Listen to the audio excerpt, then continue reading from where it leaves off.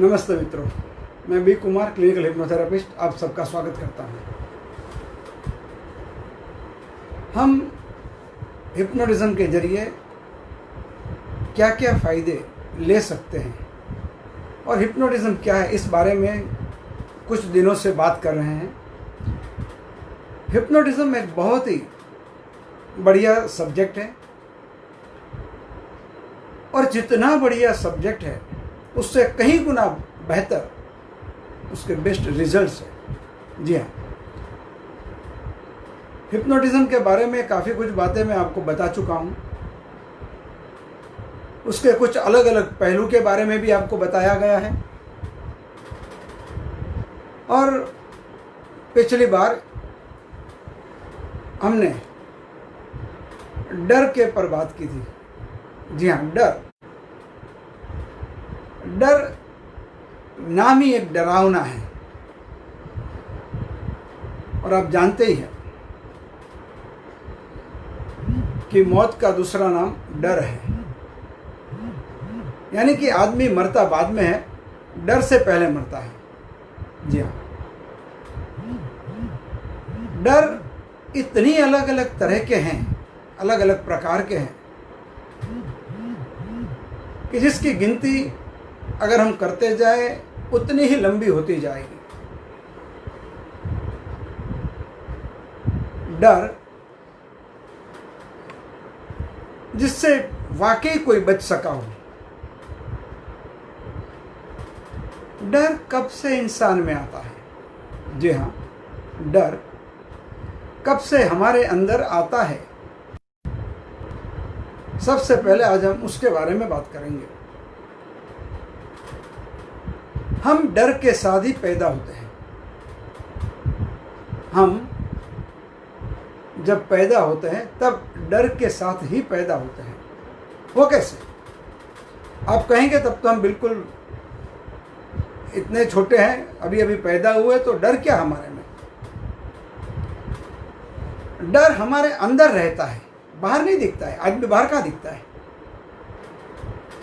अगर किसी चीज़ से आप डरे हो तो आपके चेहरे पर अब पता चलेगा, मगर आपके दिलो दिमाग में और कौन कौन से कितने डर कितनी गहराई तक बैठे हुए हैं, रजिस्टर हुए हैं, वो किसको पता चलता है? किसी को नहीं पता चलता है, मगर डर होते जरूर है। डर जब हम गर्भस्थ स्थिति में होते हैं उसी समय से शुरू हो जाते हैं। हम गर्भस्थ स्थिति जब होते हैं उसी समय से डर हमारे दिमाग में बैठा है। वो कैसे? अगर जिस माता के गर्भ में बच्चा है, चाहे वो लड़का हो या लड़की, उस वक्त माता जो भी सोचती है उसकी सारी असर गर्भस्थ शिशु पर पड़ती है। और इसीलिए हमारे आदि अनादि काल में बहुत पहले गर्भ संस्कार हुआ करता था, जो कई सालों के बाद अब वापस शुरू हुआ है। क्योंकि आज के ज़माने के हम इंसान हर चीज़ में प्रूफ मांगते हैं और ये बात सारी साइंटिफिकली प्रूव हो चुकी है। और इसीलिए अब ढेर सारे लोग गर्भ संस्कार अवश्य लेते हैं। तो माता के दिलो दिमाग में जो डर है, या जब वो प्रेग्नेंट है उस समय किसी बात से वो डर गई है, तो वो डर की इम्पैक्ट गर्भस्थ शिशु पर, उसके मन पर अवश्य पड़ती है। और इसीलिए तो हमारे बड़े बुजुर्ग हमेशा ये कहते रहते हैं प्रेग्नेंट लेडी को कि अच्छी किताबें पढ़िए, अच्छे लोगों के संपर्क में आइए, सत्संग कीजिए। ये सब क्यों कहते हैं? इसीलिए कि जो बातें हमेशा दिलो दिमाग में रहती है वही बातें आने वाले बच्चे के ऊपर उसकी ज़बरदस्त इफ़ेक्ट पड़ती है। वो उन्हीं बातों के साथ पैदा होता है, ऐसा भी कह सकते हैं। तो डर जो है, हम पैदा हुए तब से हमारे साथ है। जाने अनजाने में कई डर हमारे सबकॉन्शियस माइंड में रजिस्टर हो जाते हैं, और वो डर हमें कभी भी अपना कमाल दिखा सकते हैं, दिखाते हैं। कोई ज़रूरी नहीं है कि आज कोई बात सुनी है और उसकी इफ़ेक्ट, उसकी नेगेटिव इफ़ेक्ट आज ही हमें मिले। ये भी ज़रूरी नहीं है कि जो बात नेगेटिव हमने सुनी है या देखी है उसके इफ़ेक्ट जीवन में कभी ना कभी मिलेगी, नहीं भी मिल सकती। It all depends, it all depend upon the situation. मगर एक बात पक्की है कि डर जो है वो इंसान को कायर बना देता है। उसकी मानसिक और शारीरिक शक्तियों पर उसकी बहुत ही विपरीत असर होती है, नेगेटिव इफेक्ट होती है। और इसीलिए कई दफ़े ऐसा देखा गया है कि काफ़ी हट्टा खट्टा आदमी जो फिजिकली काफ़ी स्ट्रांग है मगर फिर भी कोई एक छोटी सी बात से वो डर जाते हैं, और वो डर हमेशा उनको सताते रहता है। कई दफ़े ऐसा देखा गया है कि जो आदमी मेंटली फिजिकली फिट दिखता है, रोज जिम जाता है, मॉर्निंग वॉक करता है, योगा करता है, अपने आप को फिट रखने की, फिजिकल फिटनेस की हर कोशिश पूरी तरह करता है, और वो सोचते हैं कि अब वो बिल्कुल फिट है। मगर क्या वो वाकई फिट है? फिजिकल फिटनेस जरूर दिखती है जो बाहर से है, मगर अंदर क्या हाल है वो तो वही जानते हैं। और मैंने देखा है कि बड़े अच्छे हेल्दी लोग दिखने में ऐसा लगे कि ये तो एक दो चार को तो यूं मार के भगा देगा, इतने ताकतवर दिखे, हाइट बॉडी इतनी पावरफुल, उनका चेहरा इतना तेजस्वी कि शायद कई दफ़े ऐसा भी हो कि आदमी को देख के ही लोगों को डर लगना लगे। कई लोगों की पर्सनालिटी होती है, जी हाँ, कि जिससे आदमी बड़ी सरलता के साथ डर सकता है, डर जाता है। और कई लोग ऐसे भी होते हैं कि जिसे देखकर आपको आनंद होता है, हंसी आती है, खुशी होती है। कई लोगों को देखकर हमें लगता है कि नहीं, इनके साथ हमें आगे नहीं बढ़ना है। और कई लोग ऐसे हैं जिनको देखते ऐसे लगता है कि बस अब इन्हें जीवन भर हमारे साथ रखना है, हमारे दोस्त बनाए रखना है, और हम वो काम करते भी हैं। डर बड़ी खतरनाक चीज़ है, और इसीलिए मैं हमेशा हर किसी से ये कहता हूँ कि अगर आपके दिलो दिमाग में कोई भी डर है, किसी भी तरह के फोबिया से, तो उसकी ट्रीटमेंट करके उसे फ़ौरन निकलवा दीजिए। क्योंकि जैसे आप बड़े होते हो या जैसे कोई पौधा धीरे धीरे बड़ा होता है, उसी तरह हमारे साथ हमारे अंदर छिपा हुआ डर भी धीरे धीरे धीरे बड़ा होता है।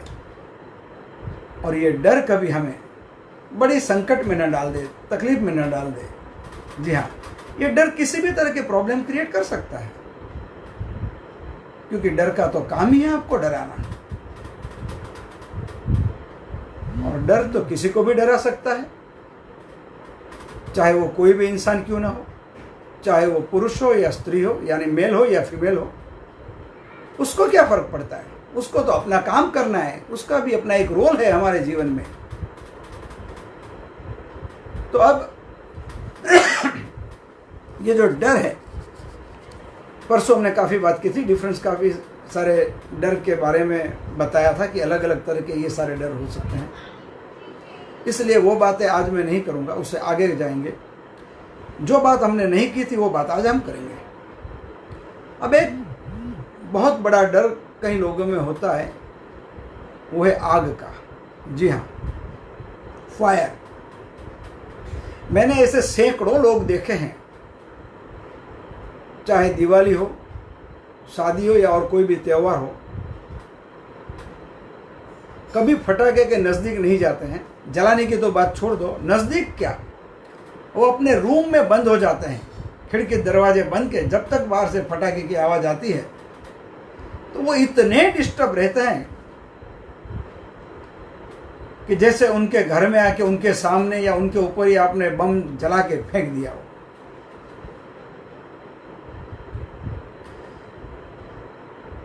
जी हाँ, क्रैकर्स के डर। क्योंकि कई दफ़ा ऐसा भी हुआ है कि फटाके जब सही रूप से नहीं जलते हैं तब कोई भी जल जाता है। कई दफ़े ऐसे केसेस होते हैं, वो शायद देखे हो, सुने हो, कहीं पढ़े हो, तो भी उसकी ये इफेक्ट डेफिनेट हो सकती है। और उस डर की वजह से वो तो फटाके नहीं फोड़ते हैं, मगर अपने घर के किसी भी सदस्य को भी फटाके फोड़ने का वो अलाउ नहीं करते हैं, परमिशन नहीं देते हैं। अगर उनका बस चले तो उनको भी सबको घर में ही बिठा के रखें, उनके साथ हाथ पैर पकड़ के, कि किसी को हिलना नहीं अभी। क्यों? क्योंकि ये एक बहुत बड़ा डर है। मैंने कल ये भी बताया था परसों कि हमें ये चीज़ ध्यान में रखनी चाहिए कि डर से नहीं डरना है। इसका मतलब यह नहीं कि हमें सब कुछ भूल के कोई भी काम, कैसे भी काम कर लेना है। जो डर रीजनेबल है, ज़रूरी है, सही है, उन चीज़ों से ज़रूर डरना है। ये बात मैं आज फिर से रिपीट करना चाहूँगा, क्योंकि कुछ लोग मैं नए देख रहा हूँ जो परसों नहीं थे। जी हाँ, कौन सा डर? तो इलेक्ट्रिक के लाइव वायर। हम कहेंगे कि अरे मैं तो बहादुर हूँ, मुझे कुछ नहीं होता, मुझे क्या होगा, मैं तो कोई भी लाइव वायर को पकड़ सकता हूँ। और अगर ये सोच के आप लाइव वायर यानी कि जिंदा वायर जिसमें से करंट पास हो रहा है उसे पकड़ लेंगे तो क्या होगा? कुछ भी हो सकता है। तो ये डर जरूरी है। आप कहेंगे मैं तो काफ़ी तंदुरुस्त हूँ, काफ़ी हट्टा कट्टा हूँ, रोज़ जिम जाता हूँ, 2 घंटे वहाँ करता हूँ, योगा करता हूँ, मेडिटेशन करता हूँ, ये करता हूँ, वो करता हूँ, मैंने अपना बॉडी इतना स्ट्रांग बना लिया है कि मुझे कुछ भी नहीं हो सकता है। चलो मैं आज 10 माले से जाके कूद के दिखाता हूँ। तो ये गलत है।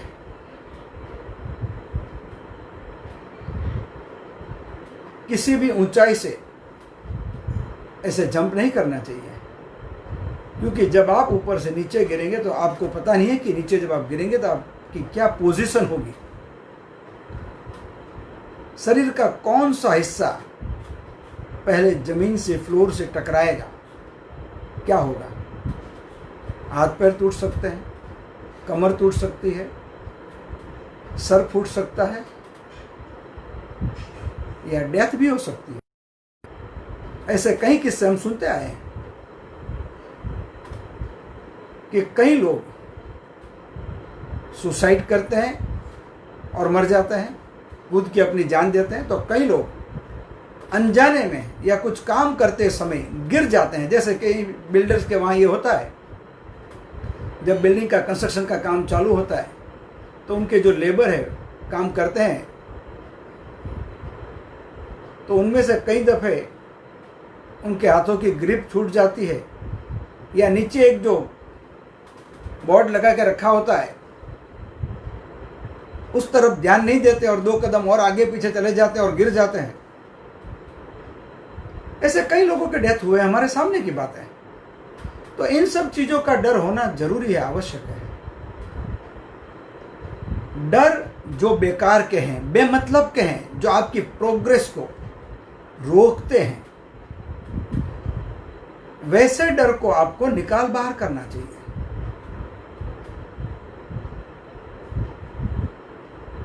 एक किस्सा कहूंगा। एक काफी हट्ठे कट्ठे भाई साहब, मैंने पहले जितनी बातें बताई वो सारे गुण उसमें, यानी कि हट्ठे कट्ठे, फिजिकली, मेंटली, रोज एक्सरसाइज करने वाले। मगर अगर उनको कोई ये कह दे कि भाई कोई बीमार हुआ है और आपको अस्पताल जाना है उन्हें देखने के लिए, तो उनके पसीने छूट जाते थे। कोई न कोई बहाना बना लेते थे और घर के दूसरे सदस्यों को वो कह देते कि भाई मुझे काम है, मैं नहीं जा पाऊंगा, आप लोग कोई हो आओ। शुरू में तो घर के सदस्यों को भी पता नहीं चलता था, वो सोचते थे कि ये जरूर इनका कोई काम होगा और घर के कोई ना कोई सदस्य और रिलेटिव्स को देखने के लिए वो आते थे। मगर ये डर उन्होंने बताया नहीं कि वो किस लिए किसी बीमार को देखने नहीं जाते। वो डर बढ़ता गया और इतना बढ़ गया कि उनके फैमिली में किसी की डेथ हो गई जब, तब उन्होंने कह दिया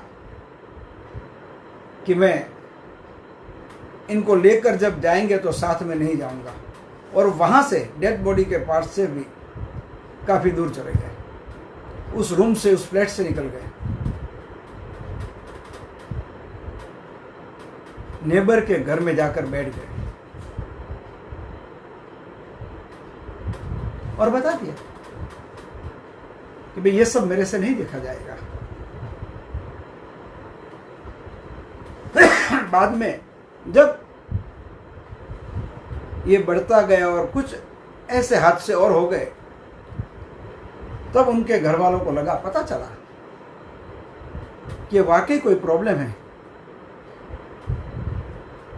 काफी बातचीत के बाद उन्होंने बताया कि भैया मुझे डर लगता है और इसलिए मैं नहीं जाता हूँ। मुझे बीमार, हॉस्पिटल में नहीं जाता हूँ क्योंकि मुझे बीमारी का डर लगता है। मुझे लगता है कि मैं वहां जाऊंगा, उनकी बीमारी मुझे लग जाएगी, तो अगर मैं हॉस्पिटलाइज हो गया तो मेरा क्या होगा, अगर मैं मर गया तो क्या होगा। तो इसलिए मैं कहीं जाता नहीं हूं और मुझे कोई जाने को बोलो भी मत। फैमिली डॉक्टर को कंसल्ट किए। वाकई वही हमारा कर्तव्य है कि सबसे पहले कोई भी प्रॉब्लम होता है तो हमें हमारे फैमिली फिजिशियन जो है उनसे ही जाके मिलना होता है। हमारे जो भी प्रॉब्लम्स हैं उन्हें बताने होते हैं। मोस्टली वही ठीक कर देते हैं। जब उनको लगता है कि ये उनके बस का नहीं है, तब वो किसी दूसरे को रेकमेंड करते हैं। वैसा इस केस में भी हो। वो आए, उनकी ये सारी बातें बताई और हमने कहा कि कुछ दिनों के लिए आपको रेगुलर यहाँ आना पड़ेगा। वो टाइम पर, सही टाइम पर वो आने लगे और 5 दिन में उनको खुद में अपने आप में इम्प्रूवमेंट लगने लगा, काफ़ी अच्छा इम्प्रूवमेंट। क्योंकि पहले दिन तो ट्रीटमेंट कराने के लिए आए, दूसरे दिन आए, तीसरे दिन आए, तब तक तो घर में से किसी न किसी सदस्य को साथ लेकर आए थे कि नहीं मैं ट्रीटमेंट कराने तो जा रहा हूं, अगर मेरे को कुछ हो गया तो तुम कोई साथ में चलो भाई। मगर 5वें दिन वो अकेले आए और उन्होंने कहा सर अभी मुझे डर नहीं लगता है, अब मैं आपके पास रोज अकेला आऊंगा, अब मैं काफी ठीक हो चुका हूं। तो ये जो डर है, इस डर को हमें हर हाल में हमारे में से निकाल बाहर करना है। डर को ओवरकम करना है, मतलब उसे दूर करना है। हमें स्वस्थ रहना है और इतना स्वस्थ बने रहना है कि हम वाकई हमारे जीवन की हर एक खुशी को, हर एक पल को बड़ी अच्छी तरह से एंजॉय कर सके। जी, कुदरत ने इतना सुंदर जीवन दिया है, मानव जीवन जिसे हम कहते हैं। तो इस जीवन को हमें इतनी अच्छी तरह से, इतनी सुंदरता से जीना चाहिए, आगे बढ़ना चाहिए, अच्छे कर्तव्य करने चाहिए, अच्छे काम करने चाहिए, अच्छे कर्म करने चाहिए, ताकि उन सब के अच्छे फल हमें अवश्य मिलते रहें। डर जीवन के कई पहलुओं में कई जगह से पैदा हो सकता है। ये बातें जो मैं आज बता रहा हूं, ये ऐसा नहीं कि आप पहली बार सुन रहे हैं। ये सारी बातें आपने कभी न कभी प्रैक्टिकली देखी होगी या किसी के मुंह से जरूर सुनी तो होगी। तो ये डर जो है हमारे जीवन को, हमारे शरीर को, हमारे मन को बड़ा ही डिस्टर्ब कर देता है। और ऐसी जो भी चीज है जो हमें डिस्टर्ब करे, उनसे तो हमें दूर ही रहना चाहिए। ये तो बात आप भी जानते हैं और आप भी यही कहेंगे। क्या आपको लगता है कि मेरी बात सही है कि जो भी बेकार के डर हैं, उन डर से हमें दूर रहना चाहिए? आप चैट बॉक्स में यस या नो लिख सकते हैं। जी हाँ, डर यानी फोबिया। डर भी इतने सारे हैं कि हम गिनते जाए तो गिनती काफी लंबी होती जाएगी, बढ़ती जाएगी। अब एक और बात यहां बताऊंगा, क्योंकि ऐसे भी हादसे हमारे समाज में अक्सर देखने को मिलते हैं। इसीलिए हम वैसी बातें करते हैं जो हमारे आम जीवन में हमारे आसपास ऐसी घटनाएं, दुर्घटनाएं घटती रहती हैं। एक बड़ा ही सुंदर परिवार,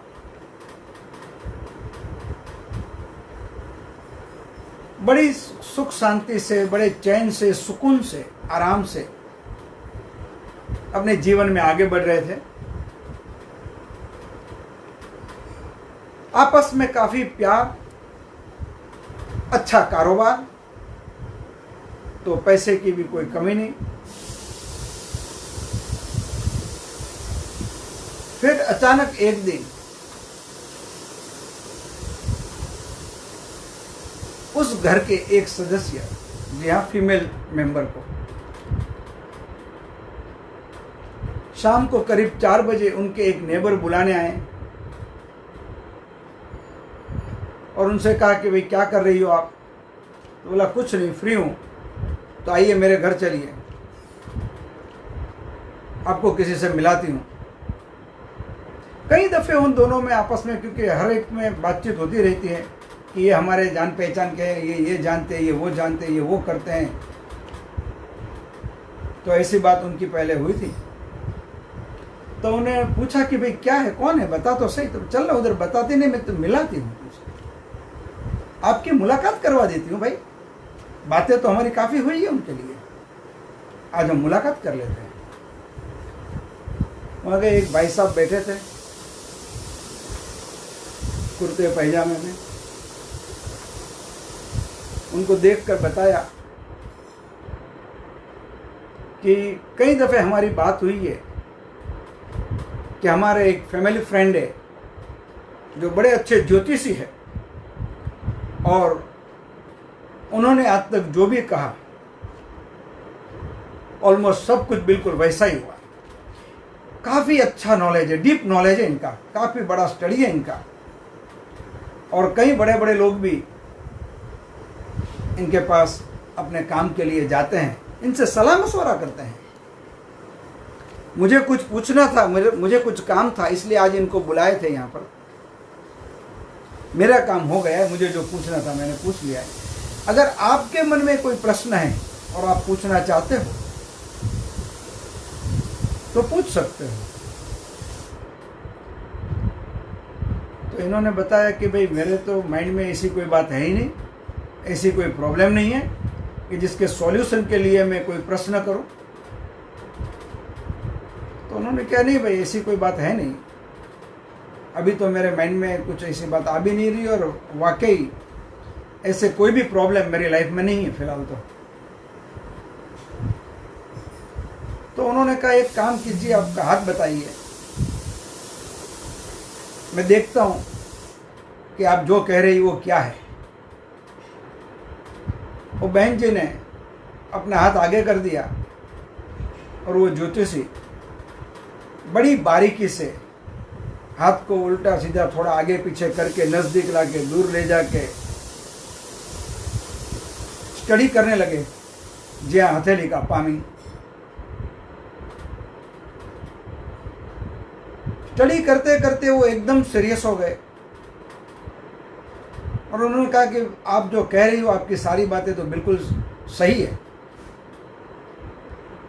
कि आप बड़ा अच्छा भाग्य लेकर आई थी और इसलिए आपके जीवन में आज तक कोई समस्या ही नहीं थी, आप बड़ा सुंदर जीवन जी रही हो। मगर आगे के लिए अगर आप सुन सको तो मैं कुछ कहना चाहूँगा। तो वो दोनों बहनें, दोनों नेबर बहनें सीरियस, एक ये जिनके फैमिली फ्रेंड थे और दूसरे जो उनके नेबर थे, दोनों बहनें एक दूसरे के सामने देखने लगी। ऐसी क्या गंभीर बात है, ऐसी क्या सीरियस बात है कि ये कह रहे हैं कि अगर आप सुन सकते हो तो मैं कहूँ आपसे। तो दोनों ने एक दूसरे के सामने देखकर इशारा किया, क्या आपने को कोई प्रॉब्लम नहीं है, क्या है ऐसा गंभीर क्या हो सकता है, कुछ नहीं है, अपनी लाइफ तो मज़े से कट रही है भाई। और उन्होंने कह दिया कि भैया जो भी आप खुलकर बताइए, नो प्रॉब्लम। तो ज्योतिष जी ने बताया कि देखिए आने वाले दिनों में आपको थोड़ा संभल के रहना होगा, आप पर बहुत बड़ा संकट आ सकता है, संकट आने की बहुत बड़ी गुंजाइश है, यस, ब्राइट चांसेस। तो बोले क्या बात है, जो बातें क्लियर करो। तो बोला आपके हस्बैंड का एक्सीडेंट होने के चांसेस दिख रहे हैं मुझे, और उस एक्सीडेंट के बाद उनकी डेथ हो जाएगी।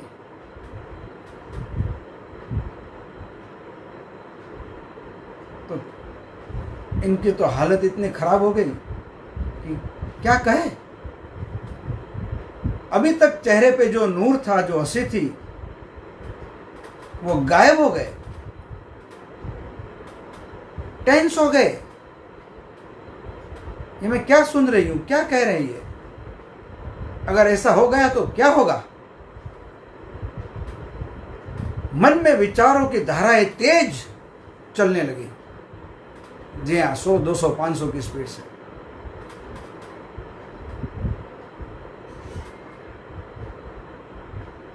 उन्होंने पूछा और कुछ बताइए,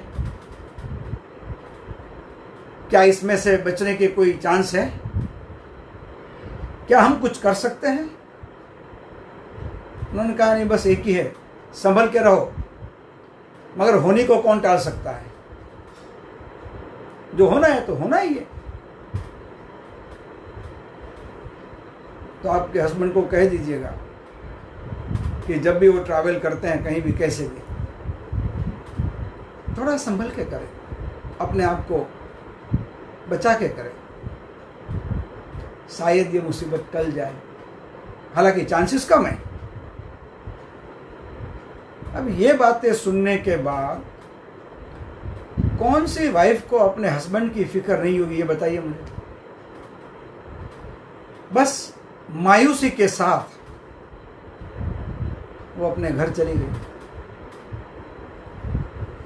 घर जाके बस यही बातें सोचती रही, यही बातें उनके दिमाग में घूमती रही जो ये ज्योतिष जी ने बताई थी।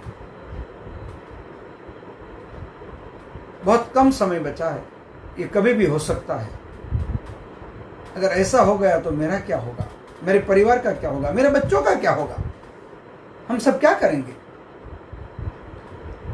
ढेर सारे प्रश्न सैलाब की तरह उनके मन में आने लगे। काम में कहीं ध्यान नहीं रहता था, खाने में कभी नमक ज़्यादा, कभी मिर्च ज़्यादा, या कभी जल जाता था। क्योंकि खाना पकाते पकाते वो सोच में पड़ जाती थी, गहरी सोच में, और उन्हें यह भी नहीं ध्यान रहता था कि मैं कहाँ खड़ी हूँ, कहाँ बैठी हूँ, मैं क्या कर रही हूँ। दिन ब दिन इनकी हालत खराब होती गई, बेहतर होती गई, बदतर होती गई। घर वाले सारे दूसरे लोग ये ऑब्जर्व कर रहे थे, मार्क कर रहे थे कि आजकल ये बिल्कुल अलग से रहती है, बातचीत नहीं करती है, कोई भी काम में वो उसका ध्यान नहीं है। जो अपने सारे काम में एकदम परफेक्ट थी,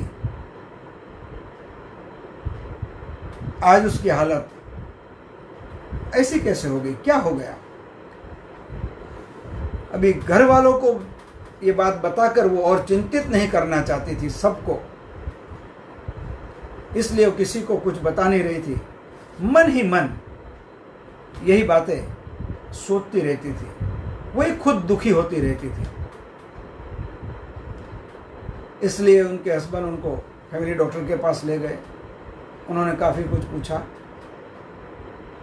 बोला नहीं ऐसा कुछ नहीं है, मगर मुझे ऐसा हो रहा है, बस क्या बात है मुझे पता नहीं है। उनके हस्बैंड ने बताया था कि रात को भी सोती नहीं है, रात भर जागती रहती है, कभी भी उठ के बैठ जाती है, खड़ी हो जाती है, सब चेक करती है। कुछ दिन दवाइयाँ दी, मगर उससे कोई लंबा फर्क नहीं पड़ा। उन्होंने कहा कि किसी भी हिप्नोथेरेपिस्ट के पास चले जाइए आप, जो भी बात होगी वो इनसे करके ट्रीटमेंट हो सकती है उसकी। जी हाँ, इनकी ट्रीटमेंट हो गई, वो बिल्कुल ठीक हो गई, और अब वो अपने मजे की लाइफ जी रही है। कई लोगों में हम कहते हैं कि डर नहीं है, मगर कई लोगों को डर है, इसीलिए जब वो ताला भी मारते हैं ना घर पे, तो 4 बार 6 बार यूँ खटखटाते हैं, जोर से चेक करते हैं कि ताला खुला तो नहीं रह गया है। ये भी तो एक डर है। कई लोग लिफ्ट तक जाकर वापस आते हैं चेक करने के लिए, घर सब बराबर तो बंद किया है, खोल के चेक करते हैं, लाइटें तो बराबर बंद की है मैंने। ये भी तो एक डर है। ऐसे छोटे मोटे अनेक डर कोई भी इंसान में हो सकते हैं, ये बड़ी आम बात है। अगर कोई डर है तो वो डरने की जरूरत नहीं है, मगर सही बात यह होगी कि अगर उस डर का आप समय रहते प्रॉपर ट्रीटमेंट करवा लें, उसका इलाज करवा लें। हर तरह के डर का हिप्नोसिस के जरिए इलाज होता है, जिसे हम हिप्नोथेरेपी कहते हैं।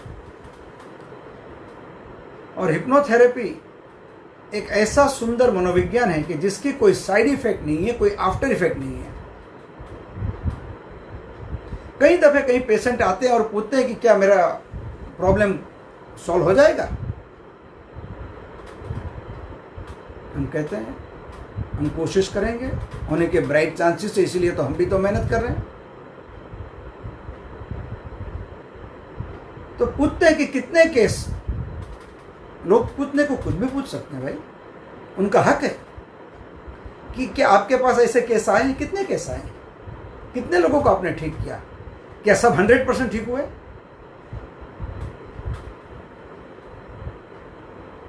और हमें बताना पड़ता है, जो है सच वही बताना पड़ता है कि हाँ भाई काफ़ी सारे पेशेंट आते हैं अलग अलग डर को लेकर, अलग अलग प्रॉब्लम को लेकर।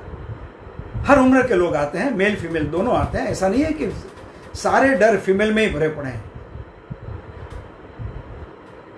और उनकी ट्रीटमेंट होती है और उनको काफ़ी हद तक फ़ायदा होता है।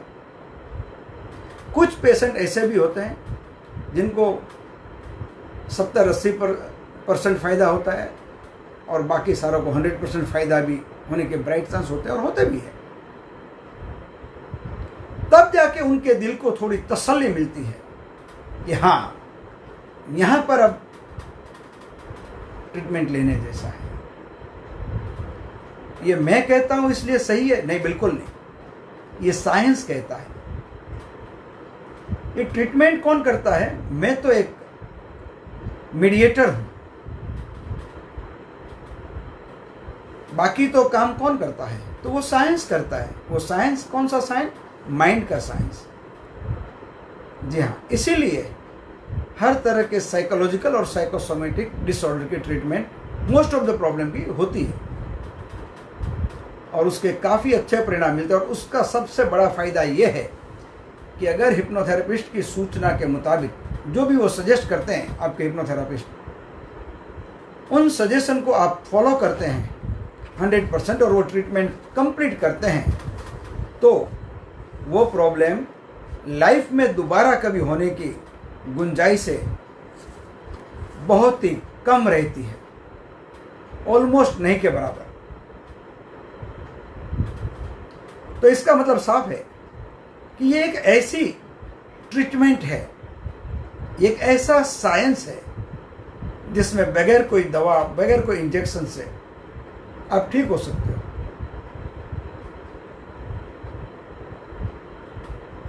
डर चाहे कोई भी हो, कोरोना का हो, ऊंचाई का हो, एक्सीडेंट का हो, मौत का हो, ड्राइविंग का हो या कोई और,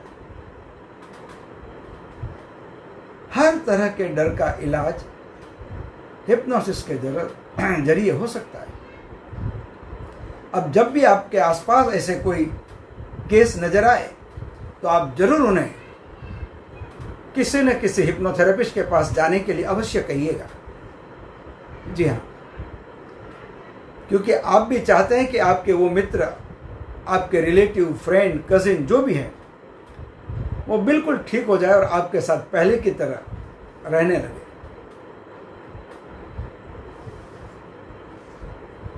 sixth sense research association and holistic medicine, ये एक रजिस्टर्ड संस्था है।